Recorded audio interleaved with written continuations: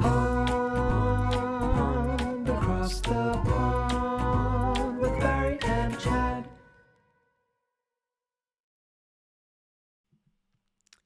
Hello, it is that time of the week again. It's time for Across the Pond. We're back again, except this time, it's on a different day. We're on Tuesday. It feels like it's quite recent since we had our last episode, Barry.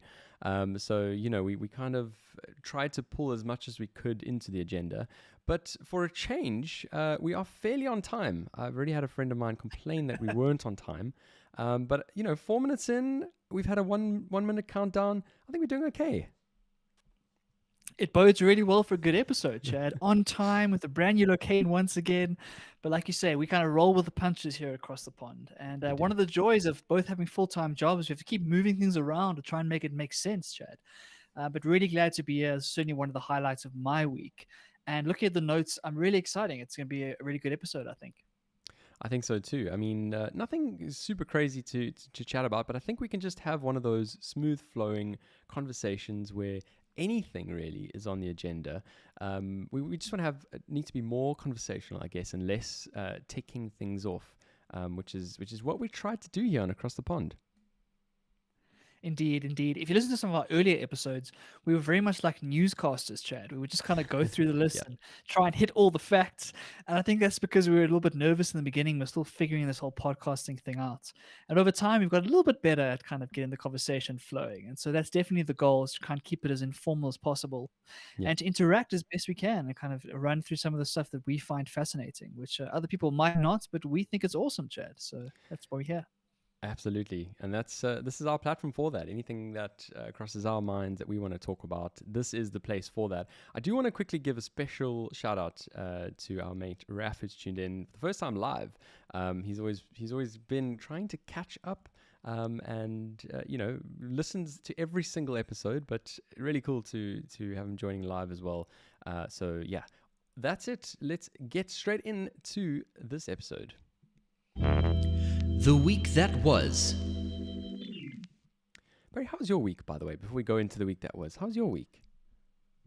It's been so insane, Chad. Running a business has been one of the most fulfilling, but also tiring experiences of my whole life. I thought I was working crazy hours when I was in investment banking, and I realized that when you're running your own business, it's a different ball game entirely. So I'm a little bit tired, Chad. But otherwise, it's been a decent week. Everything's gone to plan so far. So keeping all the balls in the air. How about your week? That's good. I'm glad you're not dropping any balls. That's the primary aim.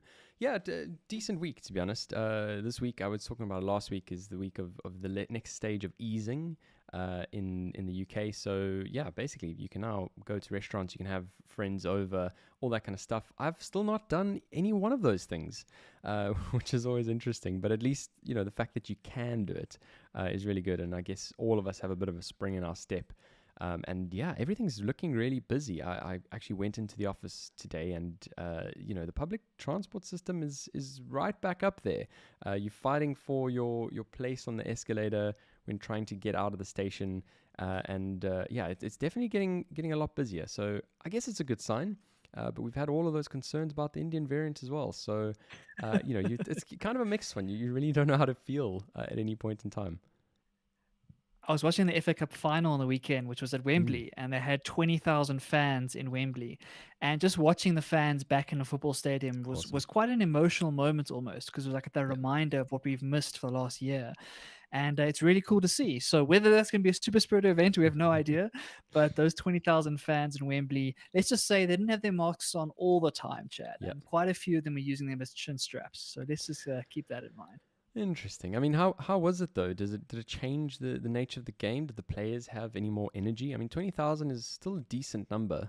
All of those sort of events I've heard of being trialed were up to kind of 4,000. I know there was a Brit Awards 2 weeks ago, I think, and I think there were 4,000 people there. Was 20,000 enough to get some atmosphere going in the stadium and get the players performing more than they generally do? Although, let's face it, football players are actors. But I'll keep that for another day.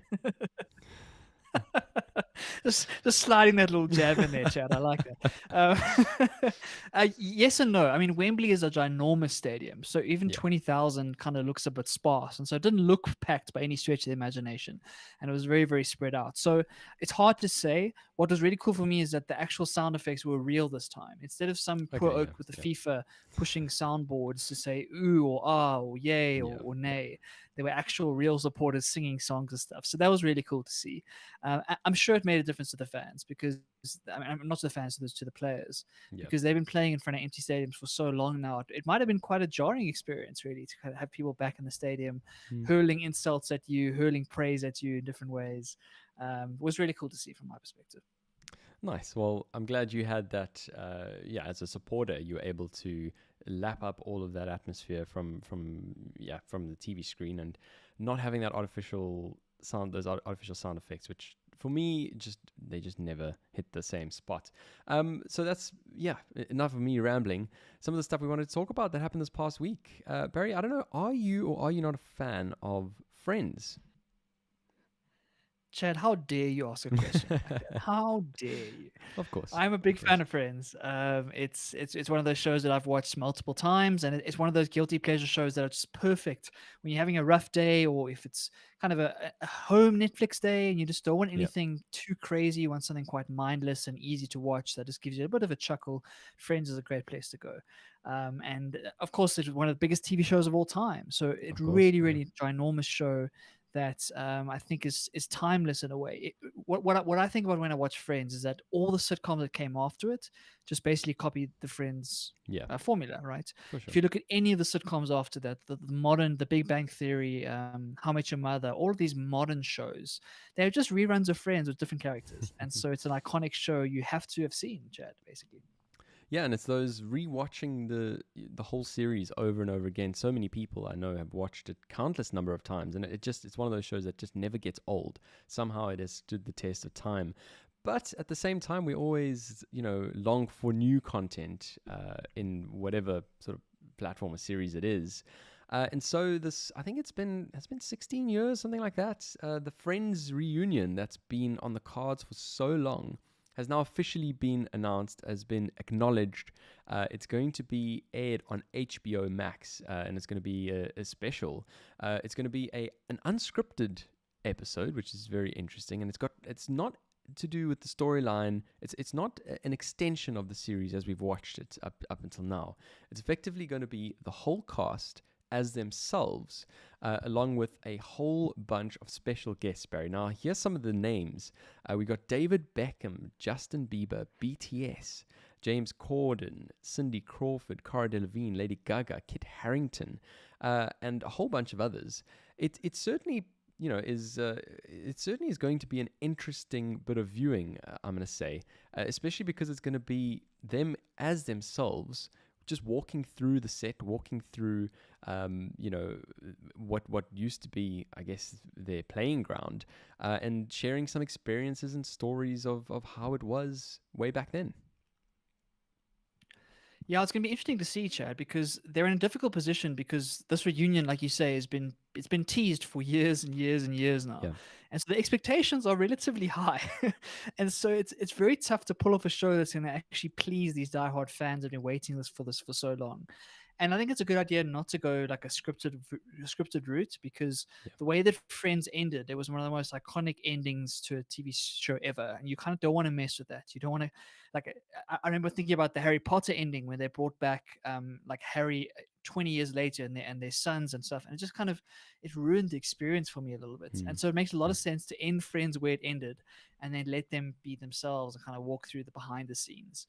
So I'm curious to see what they're going to do with it. I don't know how they're going to fit all these A-star guests into the special somehow, but I certainly want to try and find a way to watch it, Chad. I don't know how to in South Africa, but I'm sure I'll find a way. Are you excited to see it?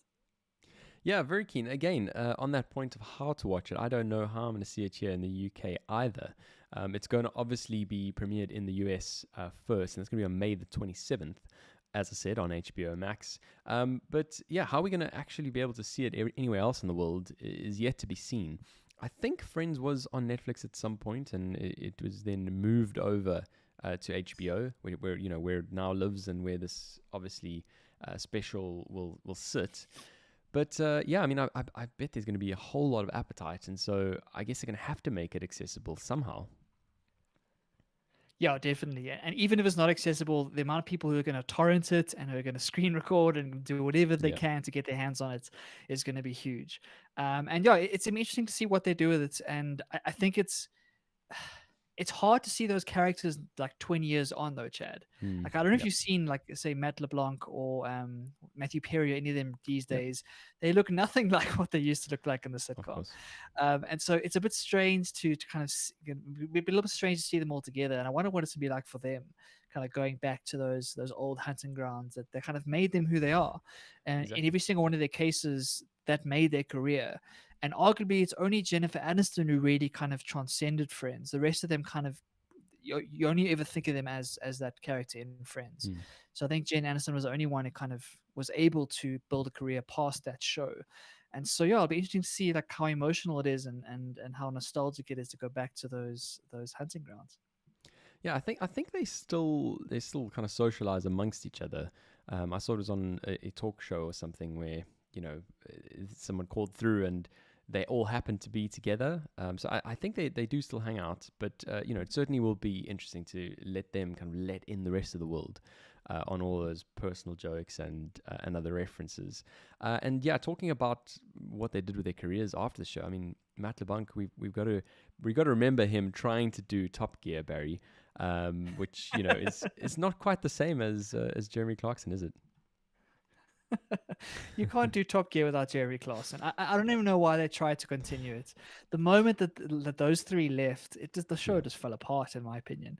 It's one of those shows that you just can't imagine anyone else in those roles. And so yeah, it was a. I mean, I'm sure they paid him a lot of money, and I'm sure he enjoyed the experience, but very, very forgettable, Chad. Indeed. Yeah, I didn't really watch too much of it after the three departed. I mean, they've got their own show now on Amazon. Still haven't watched that, so I wonder whether it lives up to the previous glory of Top Gear. But anyway, that's a story for another day. But keeping on the topic, Barry, of broadcasting, one of the, I guess, it's the second biggest, chat show hosts in the world. I'm thinking second to Oprah, is Ellen DeGeneres. And, we heard last year of a whole kind of scandal about a toxic work environment.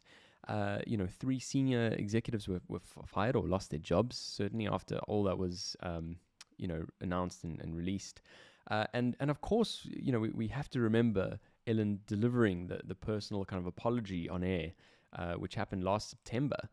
And effectively what we have now is, and I don't know if this is related or unrelated, she says it's not, but the Ellen show, Barry, is going to be no longer. It's a weird sentence to say it. Like it feels like it doesn't want to come out of my mouth, because the Ellen show is so iconic for so many different reasons. Of course, it's related, Chad. It's definitely related. Yeah. I know they're going to try and spin some story that this was a decision that they made, but unfortunately, like Ellen lost her cultural cachet. She lost that authority as the #1 talk show in the world because of all the drama. And whether it's true or not is irrelevant, because the cancel culture just took over, and she lost that trust with her audience. I don't know about you, Chad, but after that scandal, I haven't seen any clips of Ellen. I've seen nothing go viral. I haven't seen any like real publicity from her show in a time where everyone's stuck at home in lockdown. And so what I think happened, my guess is that they lost a lot of their audience throughout the scandal. And when they came back, they just couldn't make it work. And so whether that's all the reason or part of the reason, is definitely a factor. I'm sure she's also tired of it. Like, Chad, I don't know about you, but I couldn't imagine doing a daily talk show every single day. Imagine we did Across the Pond every single day, Chad, and have to come up with an hour plus of content every single day and keep excited and keep like enthusiastic about things. I don't know about you, but I don't know if I could take myself talking for that much. I mean, yeah, fair enough. I guess as yourself, you probably wouldn't enjoy it so much. But Barry, if every single day you were coming across, A-list celebrities and witnessing one-on-one performances and doing all sorts of really exciting stuff, I don't know. I could be keen for that kind of position, to be honest. But it must be hard. It must be hard doing a daily talk show. I mean, all of us have our ups and downs. Somehow every week when we come here, we manage to put ourselves in the right frame of mind. So I do think we could do it. But whether it's something you want to do is, I guess, another question. And especially when, you've got this, when you're behind this limelight and, fighting, I guess, your internal conflicts. But on the outside, you've got a world of scrutiny and cancel culture and a dropping viewership, all of those things to contend with. It certainly isn't an easy equation to balance. And also, we forget that she's done like 3,000 episodes or more than 3,000 episodes at this point. Like that's a lot of TV. Yeah. And so, I for one, I'm a big believer in kind of leaving when you're on top and kind of leaving, not when people are literally pushing you out, but when you kind of feel like you've had enough. So, if that's the case, that makes a lot of sense. And maybe she just gets up every day and she realizes she doesn't have that same passion or that same enthusiasm as she used to say. I saw a quote of hers somewhere saying that she doesn't find it a challenge anymore, which I completely understand, because I'm sure in the first year or two, you're desperately trying to put your best foot forward. You're trying to make a name for yourself. You're trying to walk in this ginormous shadow that is Oprah Winfrey, and you're trying to like prove yourself. But after a while, you realize after you've interviewed Justin Bieber for the 24th time, Chad, like how much more can you actually talk about him? Fair. How much more is there to say? Yeah. And so maybe there is a moment to kind of step away and look at other things. Like maybe she can look at new projects and whatnot. And the curious thing is who's going to step into those shoes, Chad? We've got a couple talk show hosts at the moment. Katie Clarkson is one that comes to mind, and there's a couple of these celebrities that are in the space. But also another question I wanted to ask you, Chad, is like, what do you think of the impact of YouTube is on all of these shows? I read a fascinating article a while ago about how all of these late night shows, so if you think Jimmy Fallon, James Corden, all of these guys, they've got basically no viewership actually when it's being aired. And all they're trying to do is come up with viral clips so they can put it on the internet, and that's how they get their money. That's how they get their viewership. And so my gut said these sorts of daily talk shows / late night shows are just being completely cannibalized by the type of YouTube content that's coming out these days. And all they actually are doing is trying to create those clips. I would love to hear a response to that little suggestion.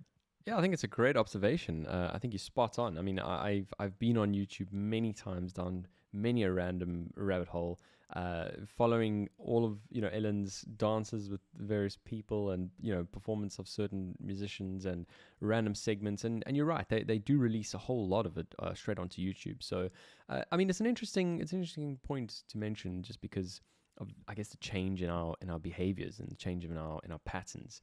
I remember, I don't know if you do, Barry, getting home from the end of school or high school back in the day and sitting on the couch watching your various talk shows.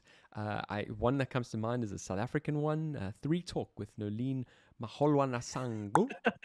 How's that? Is that okay? That's a blast from the past. I haven't heard that name in a long time, Chad. Gee whiskers. Yeah, but you're completely right. I think that is how the TV used to be, right? You used to know, okay, cool, at 4:30 this was on, at 5:30 this was on, and it would become part of your daily routine. But we just don't watch TV like that anymore. No one really watches these things at the time that they air. We have the ability to record it, or to catch it on catch up, or to watch clips of it on the internet. And so I think the days of this daily talk show are numbered, at least in the format that it is now. We've seen a bunch of YouTube stars like Dixie D'Amelio and David Dobrik and them trying to recreate these sorts of shows on the internet with a more YouTube theme, which is much more in the kind of vlog style, more informal, more shorter clips. And they just do much better than these longer shows. I think my mind goes to Elon Musk hosting Saturday Night Live in this past week, which was a huge deal for Saturday Night Live. But all of the clips, that's what does well. It's not people watching the show live in that hour. And so I think those changing consumer habits make me wonder if anyone is going to step into Ellen's shoes, or if the format's just going to shift entirely towards a more internet-centric show. But then what happens to the networks? They still have to fill that time, right? You've still got all those channels that are counting on that sort of anchor slot. Just like we have malls that have kind of anchor stores that pull people there, you have to have those anchor shows, pulling the bulk of the attention and I guess filling the rest of the time with fillers, I guess. But the networks are surely going to have to fill it with something tangible, something meaningful at least. Yeah, Chad, I don't know. I mean, I think the networks go away over time. If I Yeah. if I look at my age group and my friends, no one watches Mm, any anchor shows on 100%. these Yeah. networks, right? Yeah. No one even knows what the networks are. It's all about the show itself, and so there's no loyalty in our generation towards certain channels or certain networks in any Mm, sense. It's very much like we're going to pick and choose the best shows that we like from Netflix, from Hulu, from Amazon Prime, of from course. YouTube, whatever the Yeah. story is, and kind of mismatch our own watching habits together. And so I think these networks are in big trouble, and I don't think it's any secrets. And so how long they survive, I don't know. There's obviously still our parents' generation and even older. They are still kind of the people that do watch these shows on a regular basis, and so Of course. they will survive for a while. But eventually, I think it goes away, Chad, because the internet is just too powerful for these networks. Yeah, I mean that's a bold statement, but I agree with you. I totally think their days are numbered. Certainly in the format that they currently are. I mean, we've seen a lot of these networks start to offer in parallel kind of on-demand offerings, and so I think that ability to watch something on demand without the adverts, without all of the little bits that just keep you there unnecessarily and allow you to actually instead fill your time with more meaningful things is definitely a pattern that we're seeing. And people are prepared to pay for that. That's the other thing. And so, yeah, for me, it does kind of bring into question all of the TV licenses that you're paying across the world as well. Live content that is not on the internet is certainly an interesting space to watch. Talking about Elon hosting Saturday Night Live, Barry, you didn't add anything onto the agenda, and I was very surprised by it because I came across something. It may have normally slipped across my radar, Barry, but I had to. We can't only talk about the positive crypto news. We also have to address the other side of the coin. Excuse the pun.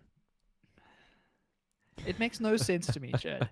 It makes absolutely zero sense to me. And I am as frustrated as all the other crypto nerds are around the world because of this Elon Musk. And so to fill everyone in, and thanks for bringing it up, Chad. I was trying to avoid it, but thanks for bringing it up. Absolute pleasure. So a couple episodes ago, we chatted about how Elon Musk and Tesla, more specifically, had put over $1 billion of Bitcoin on their balance sheet, right?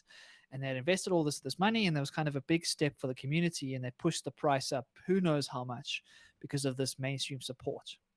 And Elon Musk was very much into this. He was trolling. He was pushing some of these coins. The whole Dogecoin thing was a huge part of his kind of motives.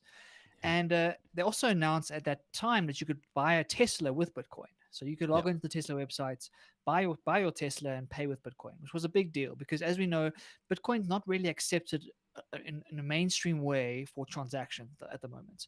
You can't go to your grocery store and pay in Bitcoin just yet, right? Yeah. And that's one of the key reasons, one of the key skepticisms or criticisms of the currency is that it's not really a currency just yet. It's more just a store of value for the moment. And they announced this week, or Elon announced this week, that they've done a full 180 on that. And so all of a sudden they said, no, we're taking that away. You can't buy a Tesla with Bitcoin anymore. And the Bitcoin price dropped by something like 35% within a day or two, Chad, wiping out huge amounts of people who were speculating on the price and who got very excited. And they learned their lesson the hard way that this crypto thing is a roller coaster and you have to be ready for the ups and the downs. But it's a bit scary how one tweet or one kind of message from Elon can tank the price like it did. And the reason that they kind of came out with, the reason they are changing their minds is because of the energy usage, apparently, of what it takes to actually mine these Bitcoins and then to transact them between different wallets. And why this makes no sense to me, Chad, is that this is not a new problem. This is everyone who is invested in Bitcoin and has looked at this with any kind of level of seriousness knows about this. This is a well-known problem that everyone is trying to fix. And you cannot tell me that Elon didn't know about this beforehand. For sure. And so I just don't understand how you can make this sort of turnaround based on that reason. And that's why I'm a bit confused. Yeah, it's really interesting. I mean, this is the same guy that has said various things about the SEC, and the same guy who doesn't seem to care about changing values of his own shares or current cryptocurrencies. So much power, really, this one man has. And you're right. I mean, that's the exact same thing that I thought about when I first heard of the story. Is surely he knew about this then when the company bought the large amount of Bitcoin that they did. And so, yeah, to try and think of some motive, to try and think of why this all happened in the order that it did, it's perplexing, to be completely honest. I mean, Tesla, as the company that is, a green company, they're manufacturing electric cars. It should have at that point in time already stood as a kind of uncharacteristic move. But the thing that I found interesting, Barry, is that the amount of crypto that they bought, that Tesla's still holding on the balance sheet, is not going to be sold off. So as far as I understand, the damaging effect of crypto is only when transactions are happening. So the fact that they've already gone and made that purchase and are kind of now not accepting or selling or transacting at all in the currency is effectively going to kind of lock in their position, I guess, certainly in terms of carbon emissions. And only at a future date when, I don't know how, but miners switch over to more sustainable energy. Why I say I don't know how is it's not something you can coordinate. A miner could be Barry in his living room. How are you going to coordinate that every miner has to switch over to sustainable source of energy? But effectively, when that happens, he's basically saying that they'll carry on and start accepting. And I'm sure whenever that happens, that 35% drop is going to be way back up again. Yeah, Chad, it's really complicated, and you've picked up a couple different points there that I just wanted to note. Yeah. The first one is that what people sometimes don't realize is that a lot of Bitcoin miners are already using renewable energy in some way. So a lot of them are already, because the cost of electricity to run these Bitcoin mining operations is immense. And so if you can use a renewable source, it's going to be cheaper for you. It's just a better economic decision. And so a lot of that is already happening, right? And that trend is going to continue going forward as miners continue to move from fossil fuel-based electricity to renewable energy. The second piece is that the way the Bitcoin is structured is slowly going to change over time. You said you don't know how they would coordinate, like how this works. Basically, all that needs to happen is 51% of the Bitcoin mining pool has to decide that we're going to go a different way. And what will happen is they'll do what's called a fork. And you'll have a new chain of Bitcoin that kind of forks from the original one that is based on a new structure. And so for the technically minded, at the moment, Bitcoin is the way it's worked is something called proof of work, which means that you mine Bitcoin purely through processing power. The more you work, the more your computer works, the more Bitcoin you mine. And we hopefully, I think, well, maybe not hopefully, but my gut feeling is it will move to something called proof of stake, which is a much less energy intensive process that hopefully is a little bit more sustainable for environmental purposes. But at the end of the day, Chad, you cannot have this sort of technology that doesn't require energy, because the amount of cryptography that goes into this to make it secure, to make it completely decentralized, like all the best parts of this Bitcoin thing require energy. And so the question that I don't see being asked enough is that, what are we comparing this to? Yep. Sure, it takes a lot of energy to mine a Bitcoin, and I completely understand that. It's something we need to fix. But what is the energy cost of the traditional financial system with all the thousands of intermediaries and all the thousands and thousands of corporations in the middle of all of this thing? Like, that's the comparison we have to be making if we do think Bitcoin's going to become some sort of new financial system. And so this argument is so much more nuanced than Twitter people like to think. They'll see an Elon tweet and they'll just run away with things and make all these assumptions. And I just don't know. I mean, one of the things I really enjoyed was this conspiracy theory, Chad, that Tesla wanted the price to tank so they could buy more Bitcoin and then turn the decision around in a couple of months' time and make even more profits. Hey. And knowing Elon, I wouldn't write that off. Exactly. Like when you said it's a conspiracy theory, where from my vantage point, it's highly possible.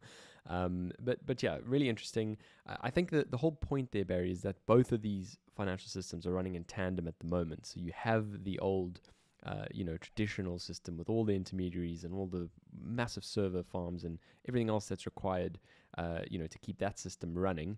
That's all currently happening, but you also have the Bitcoin. And so I guess if you were to switch the one off and switch straight on to the next, it might be a more interesting, less of a close kind of argument, or more of a close argument. Sorry, I don't know what I'm talking about today. Whereas now, what you're kind of looking at, and I guess the reason why there is so much scrutiny on it is that people don't see it as that replacement system. It's seen as this kind of novelty currently, and so that energy is kind of wasted. I guess people view it as a wasted or unnecessary amount of energy. Whereas, as you say, if you were to switch all of the current existing architecture off, it might be a different discussion altogether. It's a very astute point, and it talks to this idea of it depends on what time scale you're looking at, right? Yeah. If you're looking at the next 5 years, then this Bitcoin thing can look like an environmental catastrophe, because it is. The amount of power that keeps going, and it gets harder and harder every single year, right? Yep. Every more happens, the less Bitcoins there are to mine, and therefore the harder it is, so the more power is being spent, or more energy is being spent rather. And so if you look at it on a 5-year time frame, it's completely reasonable to say this is crazy, we need to stop, because global warming is a serious concern. But at the other end of the spectrum, like, innovation is what pushes society forward. So what the environmentalists sometimes like underestimate is what this innovation can do for the longer term future when it comes to energy demands, right? So if it can be a much better financial system, as some people believe it can, then it's a whole different discussion. And if we have to burn some coal to get there, then maybe it's a trade-off worth having. But it's very hard for us to sit here and try and imagine what the financial system's going to look like in 100 years, Chad, because we're not going to be here, and we're not going to. It's going to happen so gradually. Like you say, there's not going to be a switch where we one day say, cool, okay, cool, Barclays, we're done with you now. We're now moving to Bitcoin. It's not going to happen like that. It's going to be a very gradual process that, as we kind of test things going forward.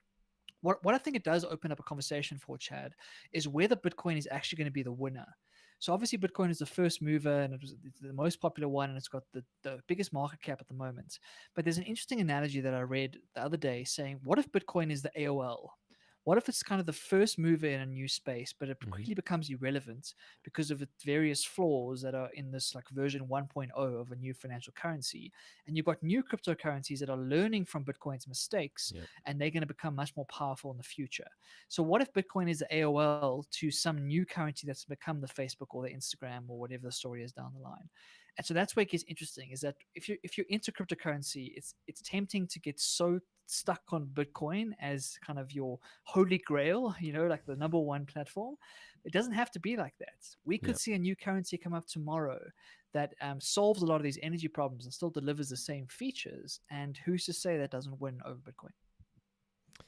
Fascinating. Certainly not the last time we're going to be talking about this, as always, folks, for the regular feature of Elon Musk / Bitcoin / cryptocurrency / Barry in his happiest state ever. It'll certainly be back on Across the Pond again. Barry, you came across some stuff that happened this week. Why don't you talk me through all of that? Yeah, so two things on COVID-related stuff. We will keep it very brief because I know we often go way too deep into COVID. The first one is that the CDC in the US made quite a staggering kind of change in guidance this past week, saying that in the US, if you're fully vaccinated, you can remove your masks in most outdoor settings and some indoor settings. So really exciting news for anyone in the States. I saw a hockey game over there that was packed to the rafters with people, like thousands and thousands of people in the stadium without masks. And so, who knows what that's going to mean for how the US handles their COVID situation. Who knows how many people are actually going to stick by the honor system and actually only take off the mask when they've been vaccinated. So lots of questions there. But the official guidance is now you can take your masks off. And so, it's yet another step towards what hopefully is a new normal. But we'll have to wait and see whether that has any lasting effects and whether the other strains do eventually get over there and kind of start to infiltrate, and how things change over time. But that's quite a big thing there. What do you think about that, Chad? Yeah, I think that's really interesting. I almost wonder whether this is a direct response to the lack of take-up from vaccines. The US has been, quite far behind on a lot of countries just in terms of the hesitancy of taking vaccines.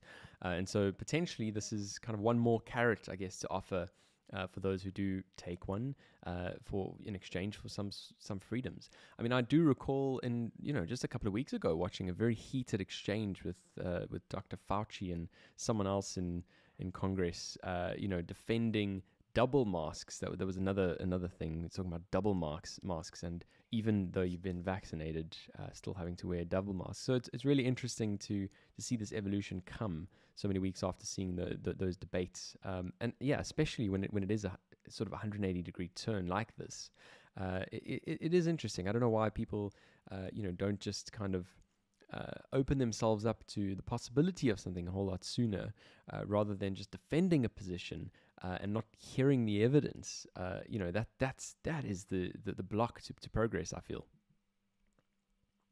To me, it feels like a very American problem is this idea that we must have freedom at all costs. And it's a very American idea to say that no one can tell me what to wear. If I don't want to wear a mask, I'm not going to wear a mask because that's the American way. So I think culturally, they have a difficult time in the US with authority because the way the states are kind of set up, and every state is different. They can kind of do their own thing within their borders. It's very hard for a federal government to sit down and say, cool, these are the mandates, these are the rules. Yeah. And I think after over a year of this, a lot of the states are actually sick of it. And so if you think places like Texas and Florida and traditional Republican states, they haven't been wearing masks like really for the last couple of months. It's not like this is a new thing, right? Yeah, but for the CDC to come out and say the official guidance is that when you're fully vaccinated, you can take off the mask, that is quite a big deal. And so, yeah, we'll have to wait and see whether it's the right decision. I'm sure with hindsight, we'll be able to judge whether it was too soon or too late, Chad, and kind of what it does for how the virus spreads. But certainly good news from an American perspective, at least if you're tired of those masks, if you're tired of wearing that stuff around your face. And let's be honest, who isn't, honestly? So that was the first one. What was the second thing that you came across on the COVID front? So I'm cheating a little bit. I'm going back to crypto just a little bit, Chad, but a really big deal. Vitalik Buterin, who is the founder of Ethereum, and he's now, I think he's the richest person. He was the youngest billionaire ever, or something crazy. He is an absolute genius. He's one of the smartest people I've ever listened to or read. I think he's absolute brilliant. And he started Ethereum, and so is worth something like $21 billion at the moment. Sure. It depends on the day, of course, because these things fluctuate so much. All paper money at this point. Yep. But what's quite cool is that he is kind of a celebrity in the Bitcoin space, or in the crypto space rather. And there's this cryptocurrency almost similar to Dogecoin called Shiba Coin, which is that Japanese hunting dog. It's like a similar dog type meme. Okay. And so the Shiba Coin, when the creator created it, he kind of gifted a whole bunch of these worthless coins to Vitalik because it's almost like a thank you for kind of starting the space and getting things going. And at the beginning, those coins were worth nothing, but over time it grew and grew and grew, and eventually it was worth hundreds of millions of dollars, Chad. Sure. And so he felt a little bit weird about just being gifted essentially hundreds of millions of dollars that these coins are worth. And so what he did was he liquidated all of it and 500 Ether as well, and donated $1 billion to the COVID relief fund in India. Oh, wow. And if you read his blog posts about why he did it, such a beautiful kind of articulation of this idea of this money. I didn't earn this money. I did nothing to earn it. It was a gift. It's in the Shiba coin, which means like, who knows what, Chad? It could go down tomorrow. Like, why would I not actually turn it into something real and donate it to people who desperately need it? And so I think it's one of the biggest philanthropic donations we've seen in the COVID era. Is a huge deal for a 22-year-old or 23-year-old to donate $1 billion to COVID relief in India. So that's really special to see. Unfortunately, if you were holding Shiba Coin, the price went down over 50% after he sold all these coins. So hopefully you weren't holding Shiba, Chad. But luckily we saw $1 billion going to India, which is really cool to see. Yeah, just to address your concerns, Barry, I currently don't and have never held a cryptocurrency. So don't you worry. I was not holding Shiba, but thankfully he was, and thankfully, all that money is going to India. My only question, I mean, I love these kind of donations, but the natural question is how does that money get converted into something tangible that's actually going to help? With everything as it's happening right now, they need help now. And so, money is great. It's liquid. You can, move really quite quickly on it. But when you need oxygen and ventilators and all that kind of stuff, how's that all going to work? I mean, is this a silly question to ask, or should we just be happy that this amount has been donated?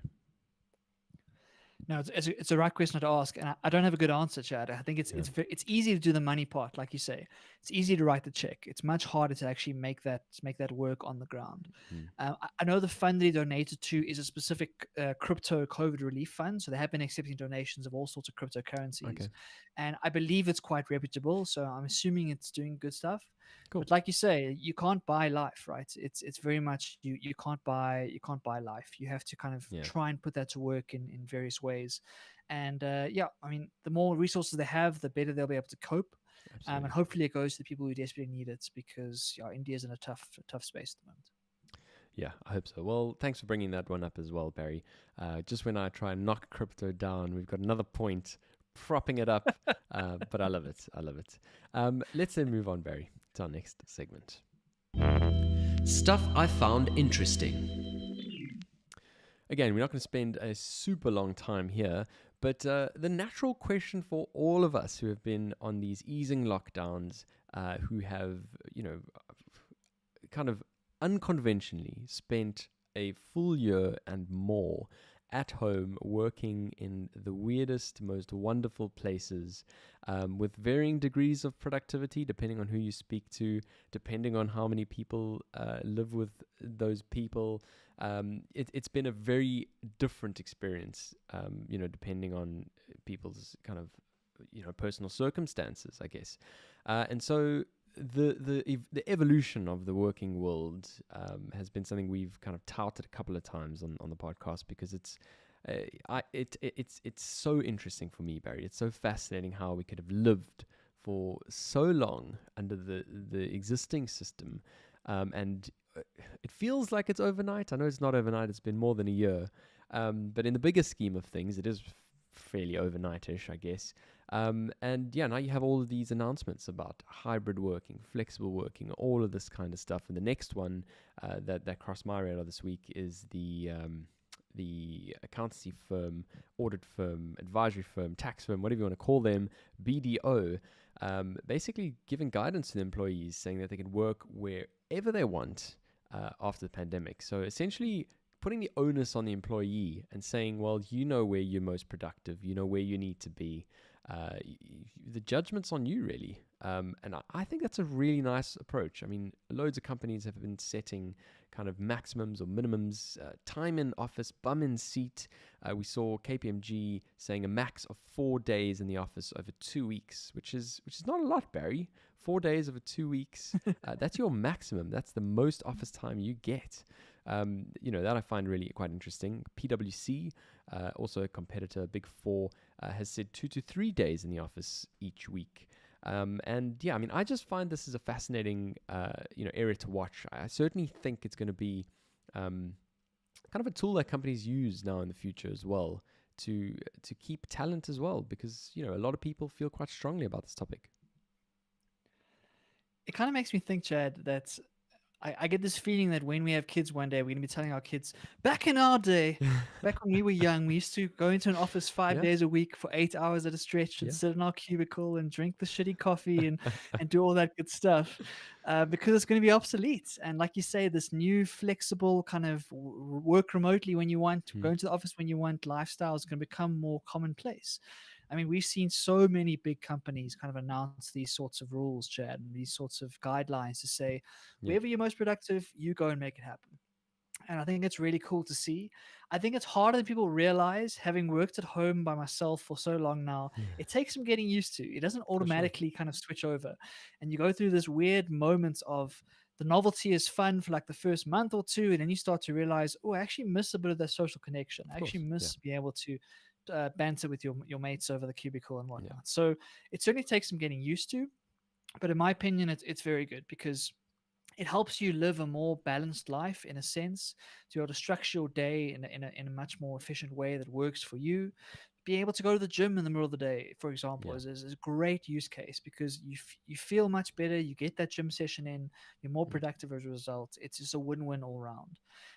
But it's going to take a while for certain managers and certain leadership structures to get their heads around this. Because I don't know about you, Chad, but I've worked for managers in the past where they were very beady eyes. And if you weren't in your desk, there was this serious guilt that was put on you, regardless of your work.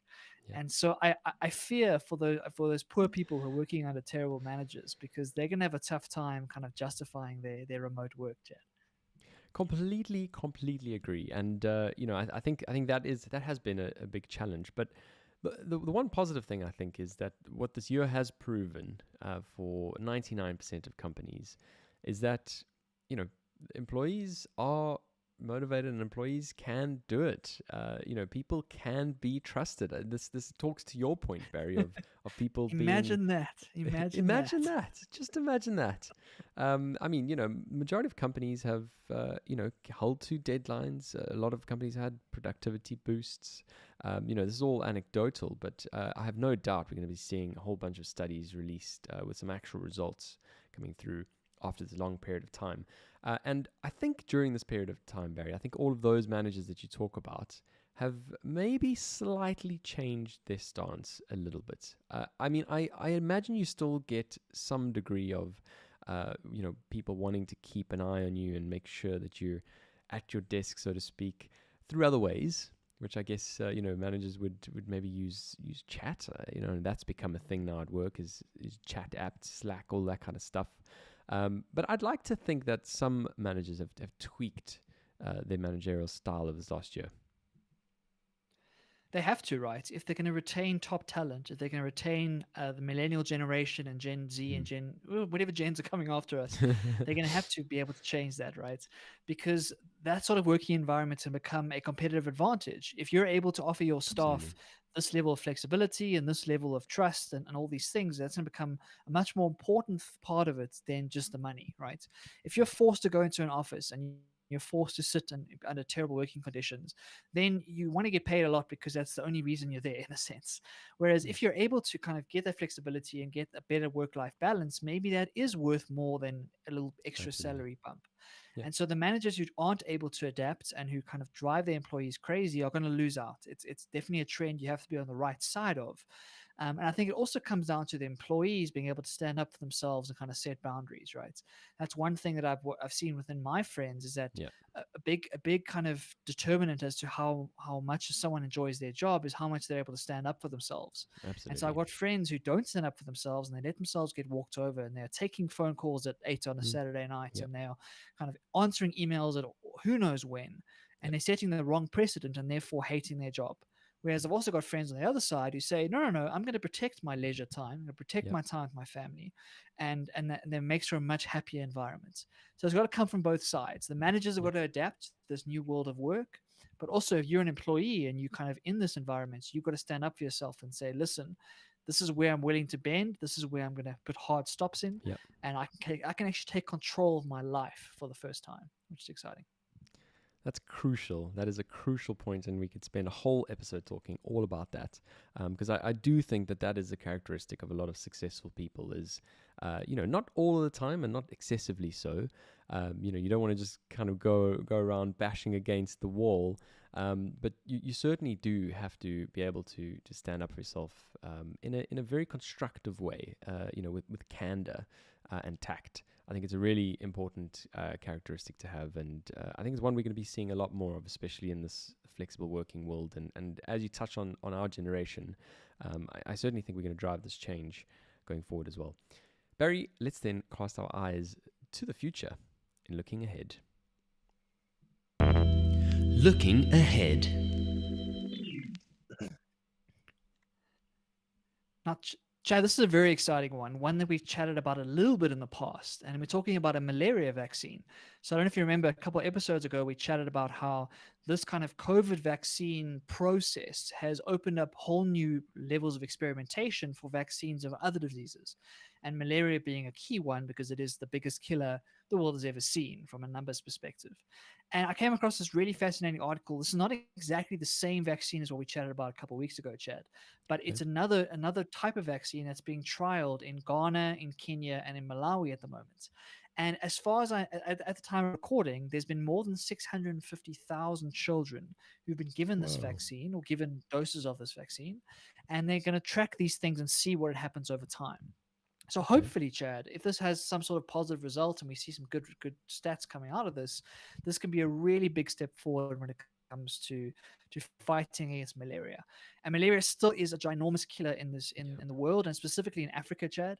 The latest stats I've got here is that they're estimated about 230 million malaria episodes every single year, and Wow. about 400,000 deaths coming from that.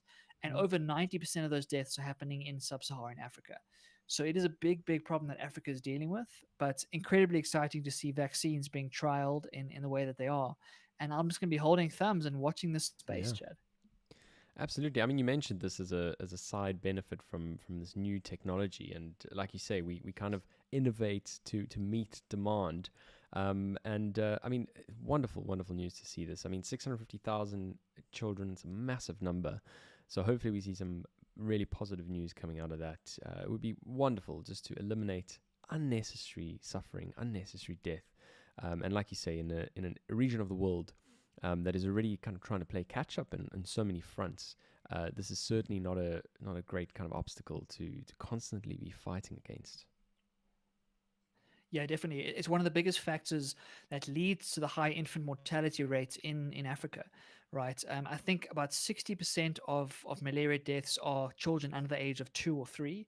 So it's Wow. very, very young infants who don't have a chance at life. And if you're able to kind of give those mothers, give those parents a way to protect those children, it makes a big difference to the way that they look at their communities and they look at their world, right? And so anything we can do to try and help that is going to be a huge deal. Malaria has, of course, been eradicated in most places around the world. There's only Africa is kind of the place that's left, but it still is a ginormous problem, way bigger than in some other diseases that get more airtime and more publicity. Malaria has just been the silent one that's been under the radar for so long. Yeah. And even though with people like the Gates Foundation putting a lot of efforts behind it and trying to get bed nets as best as possible, a vaccine is a much more sustainable solution if Of you can get it course. right. Instead of trying to distribute bed nets to every single bed across Africa, if you can get the vaccines right, you start to bring those malaria cases down and down and down. That has compounding effects going forward. Because once you bring the malaria rates below a certain kind of critical Mm. mass, then it doesn't spread. Like those mosquitoes aren't around in those areas anymore, and Yep. you can almost kill the disease for a major part of it. So hopefully it goes the way of smallpox and whatnot as diseases that we eradicate from the earth. And if we do, Chad, it might be one of the biggest humanitarian successes of this century. Let's watch the space. I do hope, Perry, that in a year's time we look back on this episode and report some really positive stuff. Well, that's kind of very macro. Let's now look inward and talk about ourselves. Develop and grow. So, Chad, we're going to go back a little bit to what we are chatting about working at home environments, but this time Mm. talking about me in specific. And I alluded to the fact that I've now been working at home by myself for over 2.5 years now. Yeah. And so I've been through the rocky and the rolling. I've been through the ups and the downs of the chaos that comes from working for yourself and working at home. And I had an interesting epiphany the other day, and I wanted to share it with you and get your thoughts, Chad. How do I start this? I needed a screen, right? I've been working on this MacBook Air for a long time, Yeah. and it's lovely. It's a great machine, but it's got a very small screen, unfortunately. And Chad, you'll know when you're working with big spreadsheets or when you're Yeah. trying to do research and you're trying to split screen, it doesn't really work on a tiny screen. And so I messaged Chad and I said, Chad, dude, help me out here. What screen should I get? And he sent me all sorts of amazing information. And I went out and I purchased a brand new screen, which I've thoroughly enjoyed. It's been Yeah. really good for me because it's been able to give me more real estate. It's kind Awesome. of allowed me to put my research on one side, my writing on the other side. And it's been absolute productivity, like amazing. It's been really good. Awesome. But there's been a side effect, Chad, that I didn't expect, right? And I wanted to chat to you about it. Ever since I put that screen on that desk, I've kind of been locked to that desk in a way that I Mm. wasn't before. When I had just my laptop and I was living this nomadic lifestyle, I would go to a coffee shop and work for a bit. I would go change rooms and work for a bit. I'd go and sit outside for a bit and work. And I was constantly changing my environment because I could. My whole setup Yeah. was portable. And that gave me a lot of benefit because when I got tired in one environment, I could then move to another. And I really valued that at the time. And even though it was annoying to only have that small real estate, it was nice to be able to switch locations like that. Of Ever course. since I've had the screen, I haven't been doing that anymore. And what I found is that I get into this bad habit sometimes of spending 4 or 5 hours sitting in that same spot without moving a muscle, kind of my muscles wasting away, my brain getting foggy staring at that same screen because it feels silly now to work anywhere else without the screen now that I have the screen.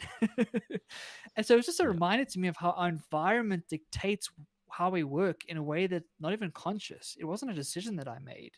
It's just kind of happened that way. And I wonder if you've had any similar experiences, Chad, with how your environment kind of crafts the way that you work. And yeah, what do you think? Big time, big time. I think it's a key point. I mean, I was really excited when you finally did want to get on the screen bandwagon, and I'm glad you've seen the benefits of it because there certainly is countless benefits of having resolution to be able to play around with, I guess it always depends on what it is you're working on. Obviously we went into the specifics, and because text was your your big thing, some of the kind of color aspects were less important, but to have that resolution and that real estate is undoubtedly really valuable. But you're completely right. And I mean, the whole reason why you've got a laptop that docks into a screen is that it still is a laptop, Barry, and you can still use it in the same ways you wanted to before. Now, I know, I mean, I'm kind of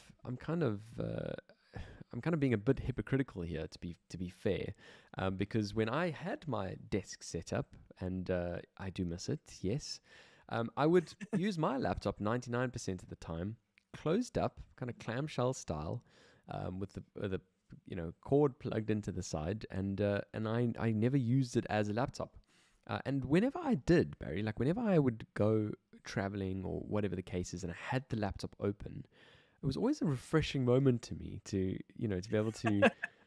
I thoroughly enjoyed it. I kind of interacted with my computer in a whole different way, and so I guess it does talk to the variety and just in terms of your environments as well.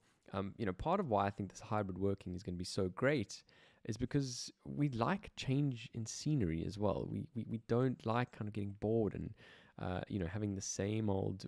We don't want to be running on hamster wheel at the end of the day and not going anywhere. So to constantly have changing environments is I think powerful for us and our productivity and our ability to concentrate and focus and get some novelty out of work that might be the same.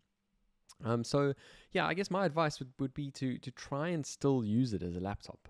I mean, some of the problems in these screens is you might get a screen that has a resolution that's higher than the resolution your laptop has, in which case you kind of find yourself not wanting to gravitate towards the laptop. But in that case, maybe it's time for an upgrade, Barry.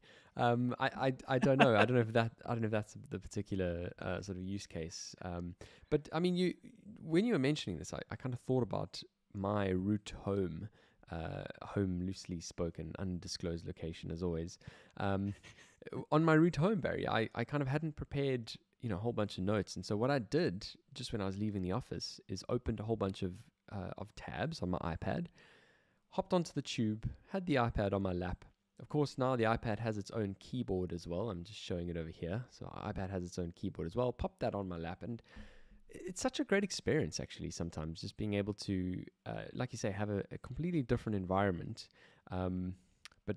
portable device. And I'm still waiting for the day that the iPad kind of takes over. And I think now that we've got this M1 chip coming to the iPad very soon, I wouldn't be surprised if we soon at the day where you plug the iPad into your docking station and that is your PC. What do you think? A lot of things that I unloaded there. Sorry. No, it's all good, but I agree with all of them. I think you're spot on. And I think the epiphany that I had was that I was being silly in two ways. The first way is that I was falling victim to the sunk cost fallacy. I had this idea that because I bought the screen for a lot of money, I had to get the most out of it and I should use it as much as possible, right? But once the money is spent, the money is spent, and I've got to do whatever it takes to be as productive as possible. So that's the first piece. And the second piece I was being silly is that if you batch your tasks correctly, you can get away with not needing the screen, right? Not everything I do requires the real estate. There are certain parts of my business and of the work that I do that doesn't need like two split screen things. And so if I can do that batching we chatted about in a previous episode and focus when I'm doing hardcore hardcore writing which needs research, do that at the screen. But then later in the day, maybe it's worth going out to a coffee shop or going to a co-working space and going to do emails or some other stuff that doesn't require the screen necessarily, and getting the most out of that. Because like you say, there's something special about taking your laptop, Definitely. popping open at a Mug and Bean and kind of getting an hour or two of work there. It's just it's much more pleasant environment, and it would get me out of that space that I'm in, constantly staring at that screen. And so I think it's something that I definitely want to try over the coming weeks and see if I can inject some more randomness and serendipity into my workspace, because otherwise you lose out on all the benefits of this remote working. Because essentially Absolutely. what I've done is I've built a cubicle for myself at home. That's all I've done, right? And so the trick is to only use that cubicle. It's in not be sat there for 8-9 hours a day, but actually take advantage of the fact that I do have the flexibility to move around and whatnot. And this idea that I have to use the screen for everything is just silly, like you say. 100%. I mean, if I think about some of the creation stuff I do on the iPad, which is a much smaller screen than the 27-inch that I have, much smaller screen than the 15-inch I'm currently standing in front of, I have a lot of fun creating stuff on the iPad. Like whenever I script a new video for YouTube or whatever the case is, that is where I do it. When I'm doing notes for Across the Pond, that is where I'm doing it. Even when I'm doing some sort of photo editing or video editing, I like sort of starting stuff over there and then moving it onto the bigger screens when that extra detail or that extra level of preciseness is needed. I think we need to, again, intentionally think about the devices we're using, when we use them, and what we use them for, to try and get the most out of all of those things. In terms of intentionality, this is definitely one of those things to do. That's exactly the right word, is being intentional and kind of thinking a bit deeper about what you're doing, and not just letting random environmental things like determine how you're going to work, but actually deciding, cool, like you say, this type of task, it might be more pleasant and more productive to get my brain out of this mode into a different mode at a different location. And so I've been toying with the idea of maybe trying one of these co-working space and help give me another area to go and spend my time. It might help to kind of get that blur between my personal life and my work life a bit better in place, and make sure that I'm not kind of bringing work home in a sense. So I'm toying with that idea, and we'll have to see how I'll report back as I make decisions in that respect.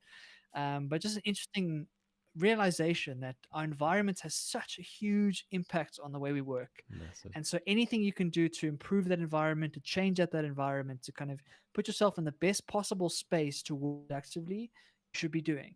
So whether that's making it super aesthetic, whether it's making sure you got your right cup of coffee, whether it's making sure the chair is super comfortable, all of these components are crucially important, because they have a much bigger impact on the way we work than we like to admit. Absolutely. So important, especially as you all live out the rest of what is going to be sort of observed post-pandemic. Let's hope we can actually reach post-pandemic. Barry, we've reached to the end of our agenda today. I think we're right on time as well, along that 1 hour sweet spot. I've been kind of steering us along to try and get us there, and we managed to get there. So that's it for episode 78. Have you had a good one? I have, Chad. It's been a really good chat. Lots of cool conversations. You managed to steer me not too much into the Bitcoin quicksand, so I appreciate that, keeping things relatively relatable. And so I'm very grateful for everyone who has made it this far. If you're listening or watching live or after the fact, we really appreciate you. And Chad, we're almost at 100 YouTube subscribers, which is very exciting. I don't know if you saw that. I did see that. And so, I encourage all of you who listen to our show every week, on Apple Podcasts, on Spotify, on Google Podcasts, or wherever you listen to us. If you've never watched us before, just scroll a little, just look in the episode show notes, just click on that little link where it says switch to video. That one. Just click it, and hit subscribe, please. Hit subscribe. We want to get to 100 and beyond, to grow our tribe. But that's it for today. Thank you as always, Barry. I really appreciated it. And look forward to the next one. But that's it for episode 78 of Across the Pond. We'll be back, as always, next week.